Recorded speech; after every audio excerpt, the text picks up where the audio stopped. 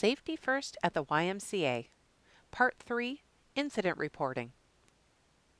The Y is committed to keeping our members, participants, and staff safe and healthy. Through smart service, we exercise accountability in making sure that our environment is free from unnecessary hazards, individuals are properly trained and instructed in the use of our facilities, and everyone is held accountable for safe and responsible behaviors. Despite best efforts, however, not all accidents or injuries can be prevented. How we handle the situation will have a big impact on the victim's recovery, response, and relationship with the Y. With proper training and understanding of your role, we will be able to work through emergencies professionally, calmly, confidently, and effectively while delivering comfort, compassion, and smart service. All first responders will receive more in-depth training concerning your role in responding to an injury or emergency. This training will be provided within the first 60 days on the job, as well as annually as a refresher. Periodic mini refreshers will take place throughout the year to keep your skills fresh. First responders, please do not perform responder duties until you are CPR and first aid certified and have completed the first responder training.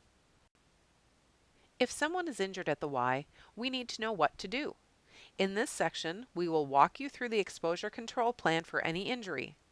We'll differentiate between staff and member injuries and responses, share what to expect if you or another staff member is injured on the job, clarify expectations around your accountability and responsibility in the event of an injury at the Y, demonstrate how to fill out incident reports, and walk through the reporting procedures. We will not go through how to treat an injury. This information is covered for required staff at CPR and first aid trainings.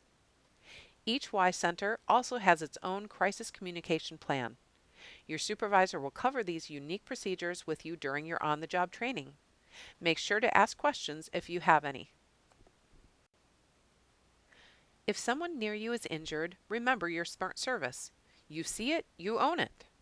Stop what you are doing and make sure the person is okay. If they appear to have sustained an injury, quickly assess the situation. Is the danger gone? Do they need help? Here's an example. You see a member walking on the track and fall over.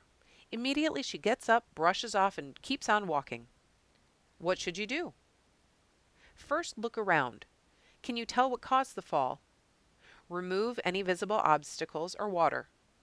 If the individual is hurt, block off the danger and attend the member. Next, observe. Is the member limping? Any other visible signs of discomfort? Follow up by building relationships. Introduce yourself and say to the member, "I just noticed you fell. Are you okay?" If there is no sign of an injury and the member confirms she is okay, there's nothing more required of you.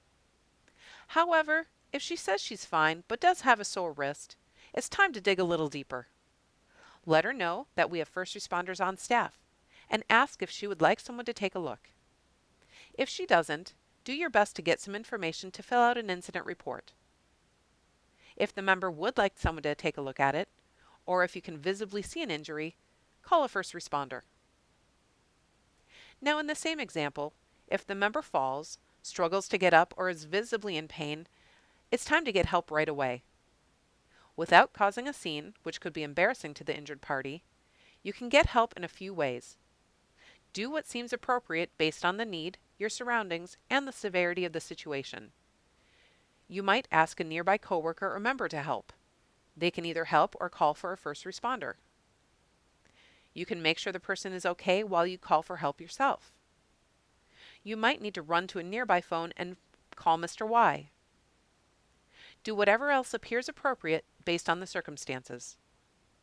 Once you've called for help, stay with the member to provide comfort until help arrives. When the first responder arrives, stick around to share what happened, the condition of the member, and provide any assistance as requested. Use the people around you. If there is a healthcare professional who identifies themselves and wants to help, by all means let that happen. You can then provide support and assistance and make sure a first responder is contacted.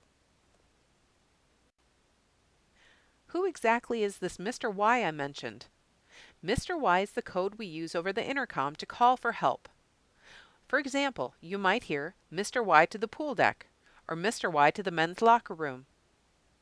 First responders are trained to page Mr. Y in the event they need assistance. Whenever you hear a call from Mr. Y, this is your notice that we need all hands on deck to help with an emergency situation. If you are a first responder, you are required to go to the scene immediately. Do not hesitate. You never know the severity of an accident or incident until you arrive on the scene. Follow the instructions of the person in charge. If you are not a first responder but work in a program where there may be extra staff available, you should go to the scene. You will not be assisting with the care of the victim, but your help may be needed to help direct the emergency personnel, manage the crowd, make calls, get equipment, or do whatever is needed.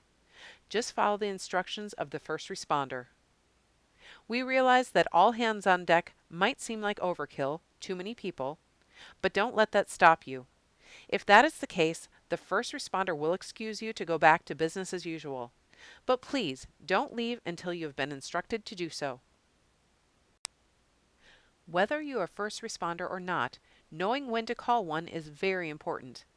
Everyone is responsible for initiating the crisis response process. If you see it, you own it.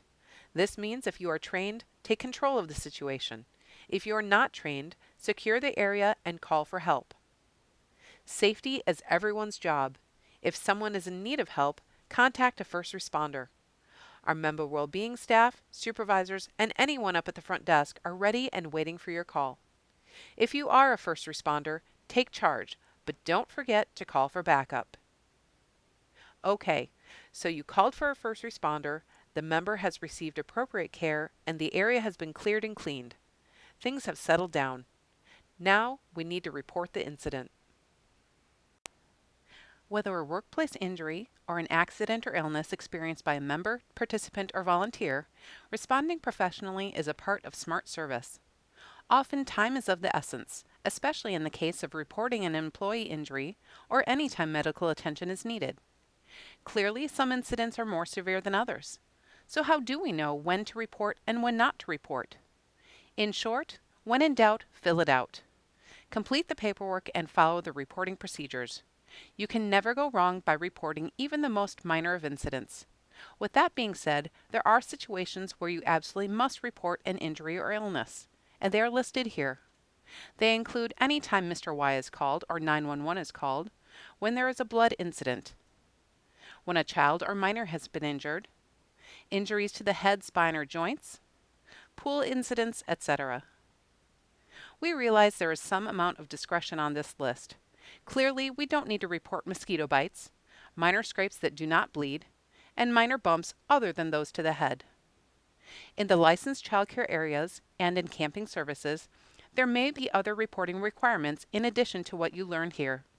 For example, a minor scrape or bump, like the ones just described, should be reported in the log, even though we just said an incident report is not required. If this impacts you in your role, you will receive additional training. It is always a good idea to fill out an incident report in case the injury is more severe than initially thought. But sometimes our members don't want their injuries documented.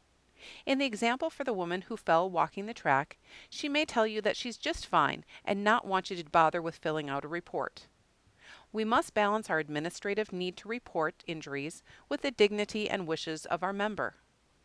Rather than press the issue in this case, wish her well and encourage her to stop by the front desk if she changes her mind or if the injury is worse than she thought. After that, you should go to the front desk and make a report, as detailed as you can. Don't worry if you don't have all the information. Just make a note that you don't know. Another way to build relationships, check in with the member later, and the front desk can do the same. Reporting should take place only after the victim has been cared for and the environment has been cleared. However, reporting should take place immediately after this. Reporting timely is critical because it increases the level of detail that we remember. Photos and detailed accounts are important to be documented. Ultimately, the first responder or manager and supervisor will complete the paperwork, but everyone should know what to do. If you are a witness or have helped in addressing the incident in any way, you will need to provide an account, and may be asked to assist with the paperwork. Incident reports are found at the front desk and near or in your first aid kits. If you are off-site, make sure to ask your supervisor where you can find incident reports. Here you see a version of the WISE incident report. If you just read through the blanks and fill them in as thoroughly as you can, you'll have provided all the necessary information. Before we begin, keep these guidelines in mind. Read the form. Be sure you are answering the question that's being asked. Be thorough, detailed, and complete. Print. If you don't know the answer, ask for help. Remember, this is a professional document that may be needed later or even called into court. Take photos when appropriate. Now let's take a closer look at each section. Let's continue with the example of the woman who fell on the track. First, fill out the top section that documents where and when the incident took place. This is important because we review trends and also in describing what happened to cause the injury.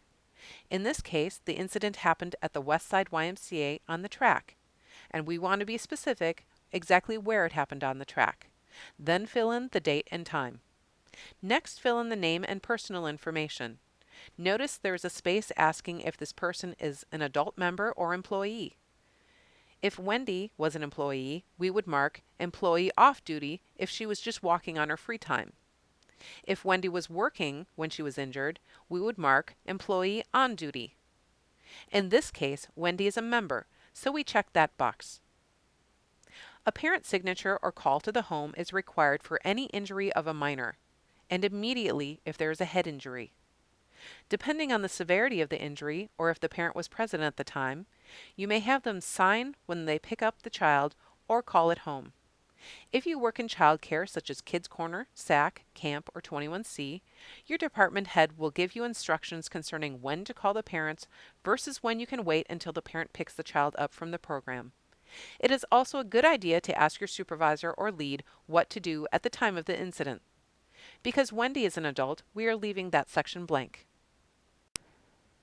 The next section documents details of the incident, including the injury itself and treatment provided.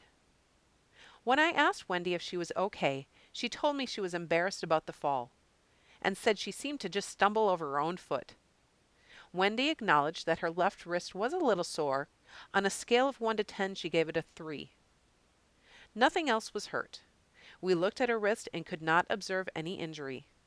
I asked if she wanted an ice pack as a precaution, and she accepted. Wendy applied the ice pack to her wrist and continued to walk the track for another 10 minutes with the pack on her wrist. She left the Y after that with a smile, saying she was okay. Since Wendy said she was fine, I reported that she did not see a doctor. Note, generally a first responder would be filling this out and providing the ice pack. Yet, it is important for all staff to know what to do. Reporting information is the final section. Here I will fill in the names of the individuals who saw the incident happen, as well as the names of anyone who assisted in the care and cleanup procedures. If a witness is a staff member, they should write down the YMCA phone number rather than their home number. Wally Witness was walking behind Wendy when she fell. He also stopped to make sure she was okay, so I wrote his name and that he was a member. My name is Brenda Helper. I am the first responder who helped her. I added my role so it's clear who the first responder is.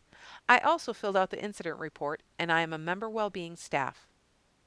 Note that I did not sign my name. Please print.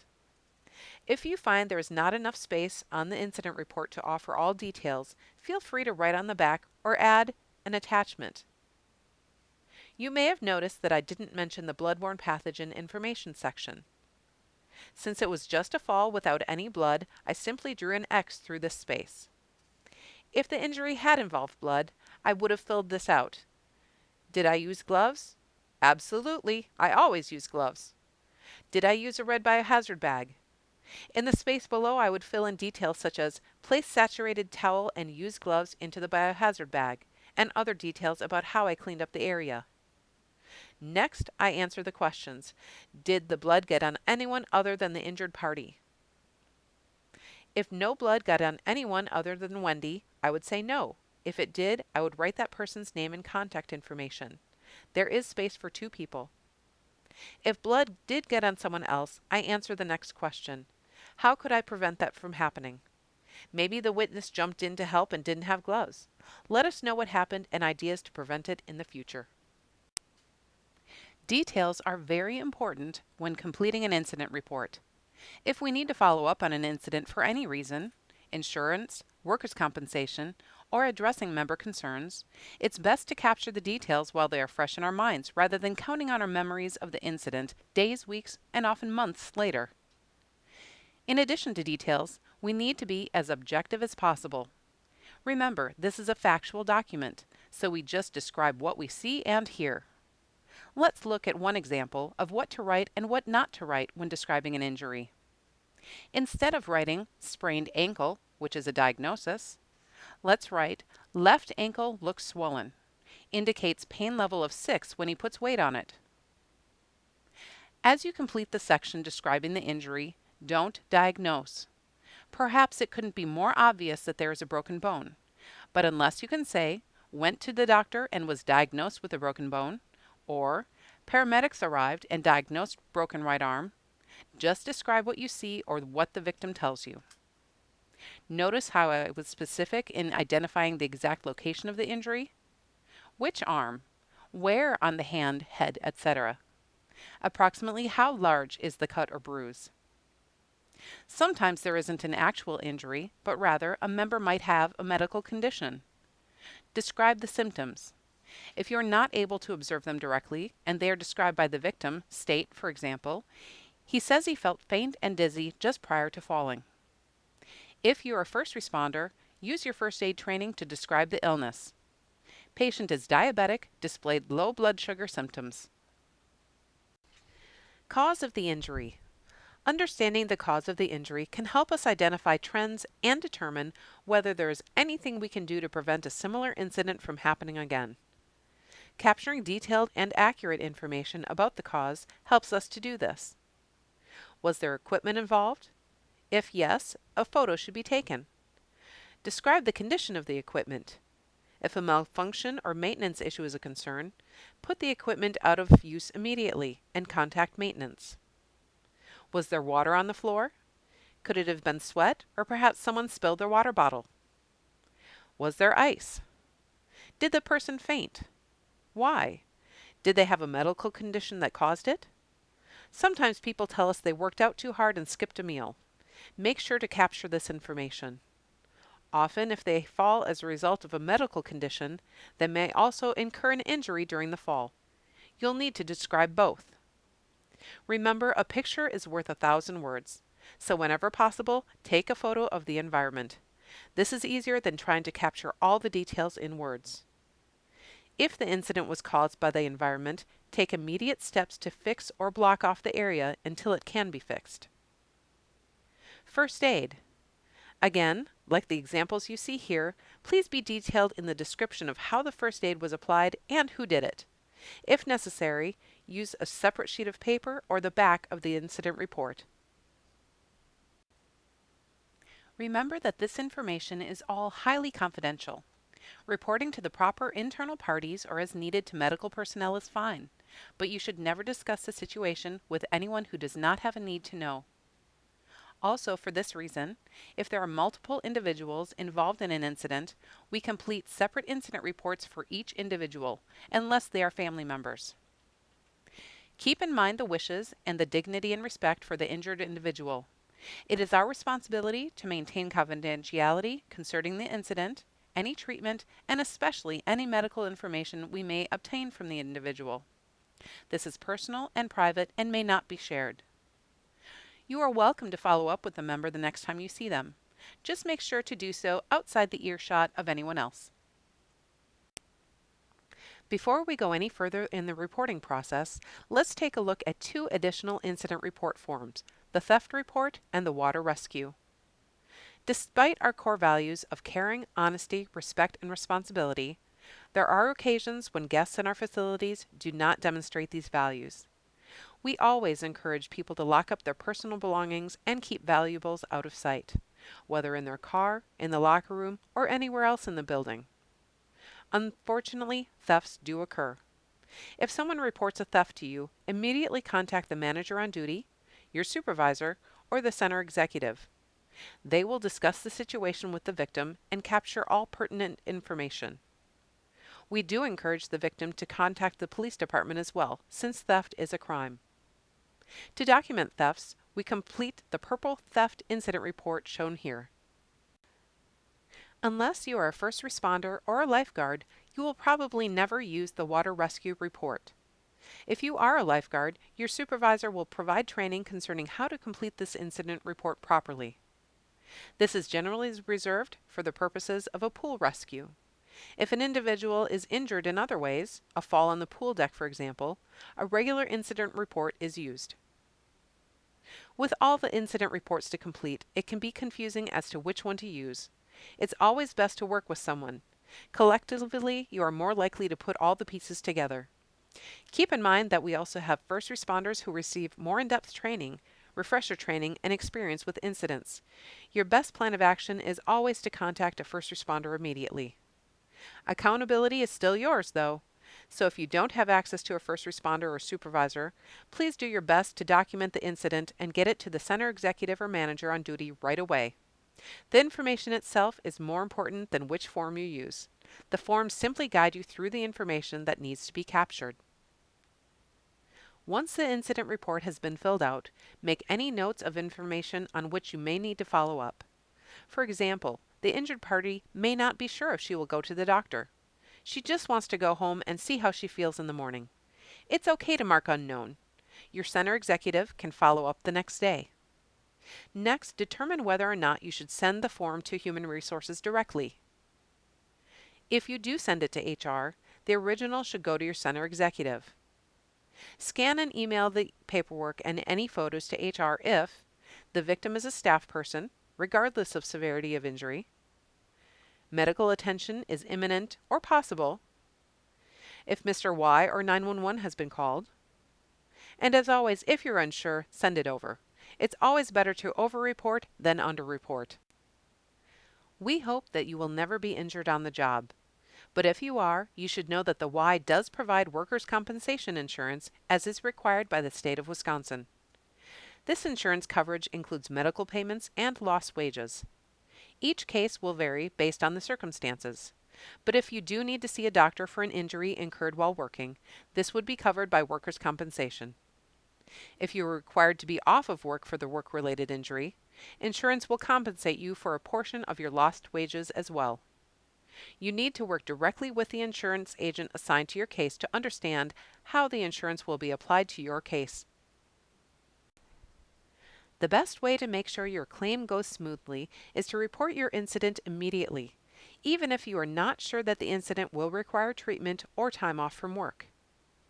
If your injury requires more than a Band-Aid, but less than an ambulance ride or clear need for an ER visit, you are required to call the nurse hotline with the Y first responder or a supervisor. After a brief recorded greeting, the nurse will first talk with the supervisor and then privately with the injured employee. The nurse will determine the seriousness of the injury and the best way to address it. Depending on the situation, the employee may be guided in first aid, allowed back to work, or referred off-site to a medical facility for further evaluation or treatment. In addition to the nature of the work injury, you will need to provide the nurse personal information such as your birth date and your Social Security number. If you are a minor, you should have already completed a waiver during your new employee orientation. This gives parental permission for you to talk with the nurse. Nurses are available 24/7, making it possible to call no matter what the time. This number is the only intake to report your injury to our workers' compensation insurance. The nurse prefers to speak directly with you, the injured person, as you are the best person to describe what happened and your symptoms. After you place the call to the nurse hotline and have completed the WISE incident report, the first responder will give you a brochure that includes these instructions, billing information, and medical documentation form for your doctor. Be sure to bring it with you if you do seek medical treatment. It provides instructions and a form for your physician to communicate your injury status with human resources. Most workplace injuries are treatable with self-care. This is where the nurse hotline can help you to know what to do. If, after following the instructions, your condition changes or does not get better, use the confirmation number you received from the initial call and contact the nurse hotline again. In the event that you need to see a healthcare professional, workers' compensation insurance has you covered. Remember to bring the brochure with you to the doctor's office. It gives the doctor's office the insurance contact information needed to make your claim go as smoothly as possible, so you can worry about getting better, not about insurance. If you do get medical attention, the insurance company will likely give you a call and walk you through the claims process, gather more details about how the injury happened, and request you to provide detailed information from your physician. Your cooperation with the insurance company is very important to the claim process. If your injury finds you in the doctor's office or with time away from work, you must notify HR right away. The inside of the brochure you are given is a form that your physician can fill out for you to provide the information HR needs. If your doctor places you on work restrictions, the Y will do whatever we can to get you back to work so you don't miss any wages. This may involve offering you a light-duty position until you are able to resume your normal job responsibilities. As with any absence, please make sure you maintain open lines of communication with your supervisor so they can help you cover your work hours and/or accommodate your work restrictions. We have covered a lot of material in the 3 sections of our safety module. Let's review. We now know how to identify hazardous chemicals in the workplace. We can list the 3 main bloodborne pathogen diseases.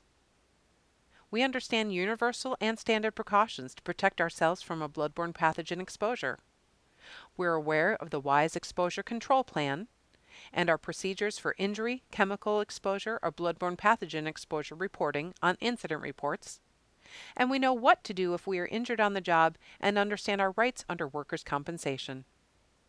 Hopefully, with this information, you will be prepared with the knowledge and resources to help you work through an emergency or other incident if one should occur while you are working at the Y. During this training, you were asked to write down your questions.